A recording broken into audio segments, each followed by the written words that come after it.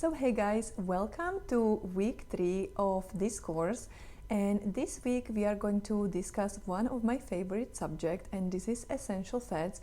And I find that it's so important to understand this subject in the right way because fats have such an important role in our diet, and I feel that in the raw vegan movement there is a lot of discussion which is not very nuanced discussion when it comes to fat consumption. So I would like to clarify this subject this week so that we all know how much fat to consume in our diet. So why are healthy fats such a controversial subject? Well, one of the reasons why this subject is controversial is because in the mainstream media there is a lot of information talking about the need to consume heart healthy fats, and of course there is research which clearly shows that consumption of saturated fat is not so good for our heart, and that when we start to consume unsaturated fats such as fats from plant foods, actually the heart health tends to improve. But is it really so that we need to consume a lot of avocados, nuts, seeds and olive oil as it's often promoted on the Mediterranean diet in order to stay healthy?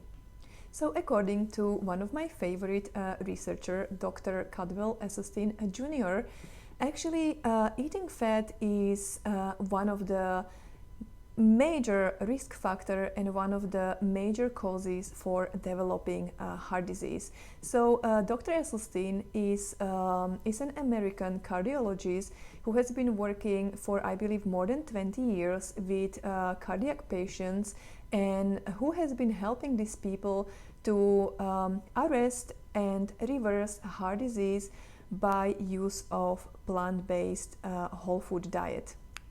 So according to Dr. Esselstyn, but not only Dr. Esselstyn, but also researchers you may have heard about, such as Colin T. Campbell, what is an important determinant or risk factor of developing, in this case we are talking about Dr. Esselstyn research, for developing heart disease is actually the concentration of blood cholesterol. So in his research he found that people whose blood cholesterol levels are below 150 milligrams per deciliter actually tend to stay heart disease free, or as he called them, heart disease proof. And on the other hand, people whose blood cholesterol tends to be higher than 150 milligrams per deciliter, these are the people who tend to be more prone to developing heart disease. So let me share with you how our body obtains cholesterol. So how it happens that some people have higher cholesterol and other people have lower cholesterol. And I must share with you that I heard in my family that there are some members who have higher cholesterol level, and it's usually blamed on genetics. But I would like to share with you that the amount of cholesterol in our blood is actually determined by two factors. So the first factor is the dietary cholesterol, and this is all cholesterol that we consume from our diet.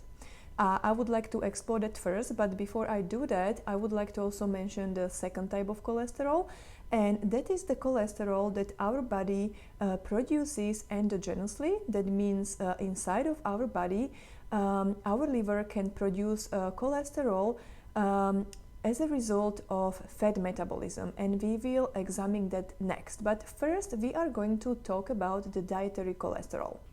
So before I went vegan, that was in 2015, I actually had a period of time when I was still consuming animal products. So I first went vegetarian when I was in my, I think, like 16, 17, 18s, and I went back to eating meat when I was 22, and I went to study.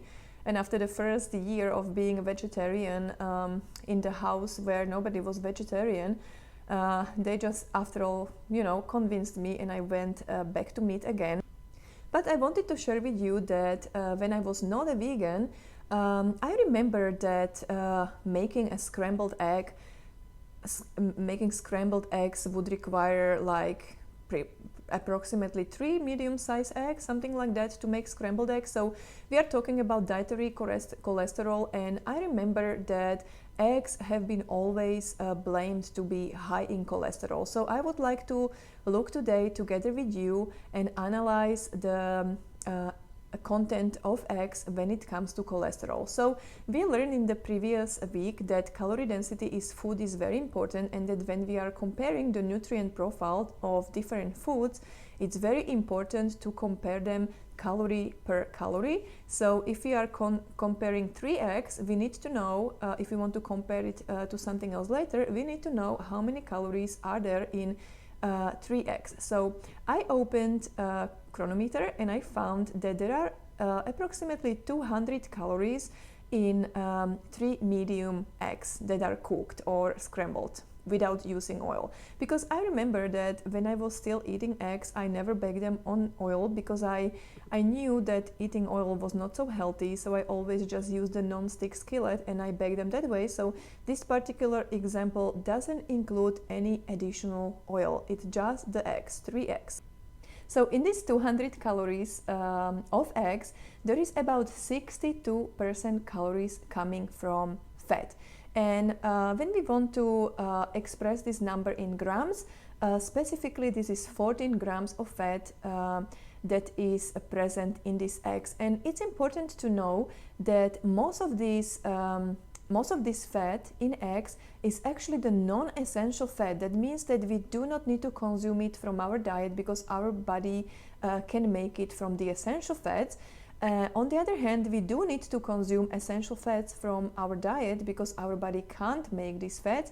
But if we look at eggs, they are actually predominantly composed of non-essential fats, specifically saturated fat. And then there is a little bit of essential fat, only 2 grams out of 14, and mostly it's omega-6 fatty acids, which is pro-inflammatory fat, which is essential in our body. But if we have too many omega-6s in our body, we can actually cause a low level of inflammation. So we need to be careful about how many 6s we consume from our diet. But we will examine this later. So for now, you know that there is 14 grams of fat in eggs. Most of it is the non-essential fat, saturated fat. So let's now look at how many grams of dietary cholesterol is there in eggs, because we said that eggs are generally regarded as high cholesterol foods. So when I looked in the Cronometer and I found that there is approximately 500 milligrams of dietary cholesterol in eggs, in 3 medium eggs. So in order to be able to put this example in a perspective, I decided that I will choose another example to illustrate the content of cholesterol in different foods. And let's just assume that you are somebody who is just switching from the standard Western diet and you are choosing to eat more plant-based foods, and you decide that you are going to swap your scrambled eggs for breakfast with tofu scramble. So instead of consuming 200 calories from regular scrambled eggs, you are going to consume 200 calories from tofu scramble. And so this tofu scramble, as I said, we need to always compare calorie per calorie when we are comparing nutrients. So we are going to consume 200 calories of tofu scrambled eggs. And in these 200 calories of tofu scrambled eggs, there is 11 grams of fat. So you can see that it is lower than the regular eggs, which had 14 grams of fat, but the composition of this fat is significantly different. So when we look at the composition of fat in tofu, we find that in 11 grams of fat, 4.4 grams are the essential fats, as in comparison with the first example, when we had 14 grams of fat and only under 2 grams of fats were the essential fats. So here we have less fat and we have more fats that are actually essential for our body, so we do need to consume them from our diet. But unfortunately, again, even in tofu, the omega-6s are more prevalent type of essential fat than omega-3s, and we would like to see a little bit more omega-3s, but this particular example is about dietary cholesterol. So let's examine the dietary cholesterol in scrambled tofu, and this is really significant difference with the first example, because the dietary cholesterol in scrambled tofu is 0 grams. And so you may be very surprised, how is it possible that there is 0 gram of dietary cholesterol in tofu scramble, and this is because tofu comes from plants, and plants typically do not have liver because plants typically do not consume fat. So let's consider the example of cows. For example, cows are herbivores, and you would expect that they are not consuming fat, but if they would be in their natural environment, so let's say they would be just grazing in the wild, and they wouldn't be cows, but they would be some buffaloes, or I don't know, like, you know, just some wild type of cow. They are just grazing the all day, they are just eating grass, and this grass in the wilderness is a very rich source of essential fatty acids, and it has the perfect proportion between omega-3s and omega-6s. So these animals are eating all day long this grass, and they are getting the essential fats in their body, and in order to digest these essential fats, they need to produce bile that is produced in their liver, and that is then stimulating cholesterol production. So this is the ideal world situation, okay? So if we would eat these animals, they would actually receive a pretty good omega-3 to omega-6 fatty acid profiles in our diet, and we are going to discuss this ratio of omega-3s and omega-6 in detail, but it also comes relevant here in this cholesterol section, so I just would like to mention it briefly. But so now let's imagine that we are consuming the regular agricultural animals, the livestock, let's say cows, and you know, these cows very often, or most of the time actually, are fed by maize and soy. So when we are talking about, you know, Monsanto and GM crops and the food which is produced with Monsanto technology, and people are just opposing it and claiming that it's very bad for everybody, most of the people, I would say the majority of people, do not realize that all these genetically modified crops are actually produced for becoming feed for livestock.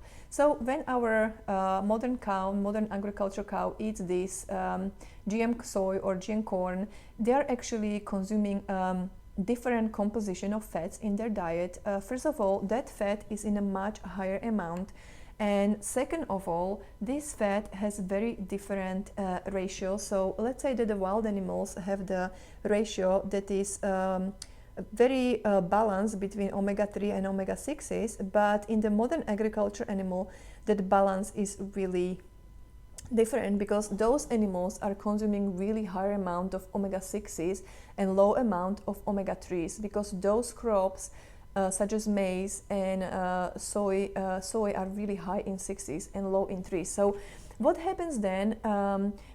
These animals the agricultural animals are consuming much more fat than the wild animals, and they're consuming different kinds of fat. So what happens is that when they consume the fat, their liver is going to make bile, and it's going to produce cholesterol. So these animals are going to contain cholesterol in their cells, and they're also going to have a different fatty acid profile depending on their diet, because it really depends what kind of diet they ate, whether they ate the grass in the wild or whether they ate the soybean and maize. And so what's really interesting to realize here is that when we are consuming animal foods, we are basically consuming the dietary cholesterol, because those animals ate fat in their diet, and this fat was converted into cholesterol. So this cholesterol is present in the cells of these animals. So when we eat those animals, we are consuming dietary cholesterol.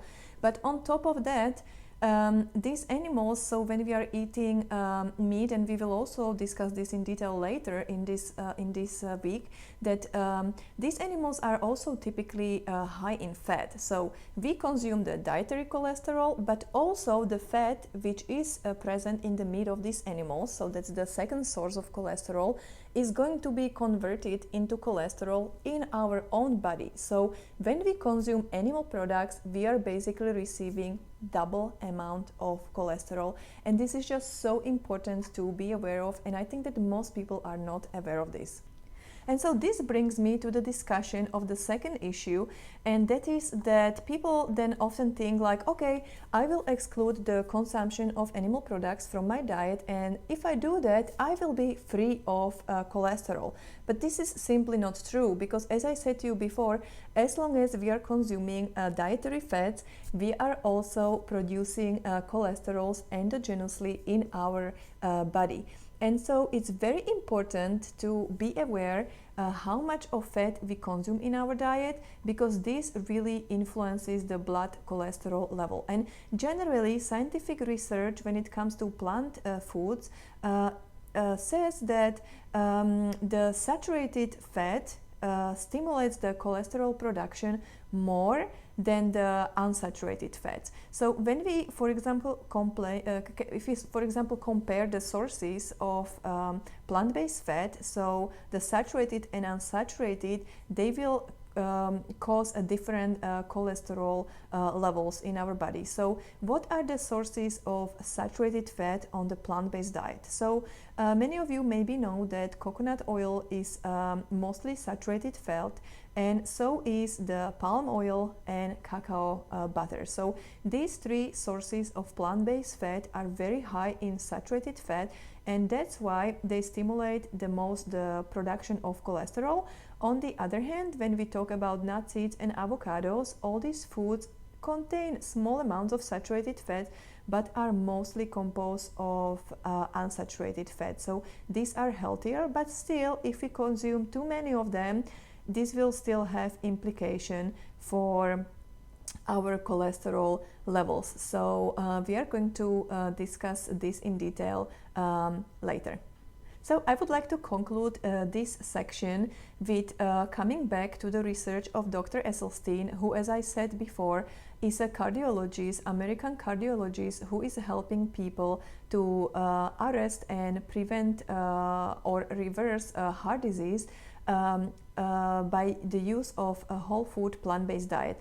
And even though the fats, the heart healthy fats, are really celebrated in the all different kinds of health movements, Dr. Esselstyn actually says that in order to decrease the blood cholesterol level, his patients really have to strictly stick with diet that has no more than 10% of calories coming from fat. And he allows all whole foods, grains, fruits, vegetables and legumes, but the fat is something which he's very strict about, and his patients have to really strictly adhere to this protocol if they want to improve their heart disease and decrease their blood cholesterol. So in order to know how to consume the appropriate amount and the appropriate type of fat in our diet, in the next section we are going to look at different sources of essential fats. So I see you then.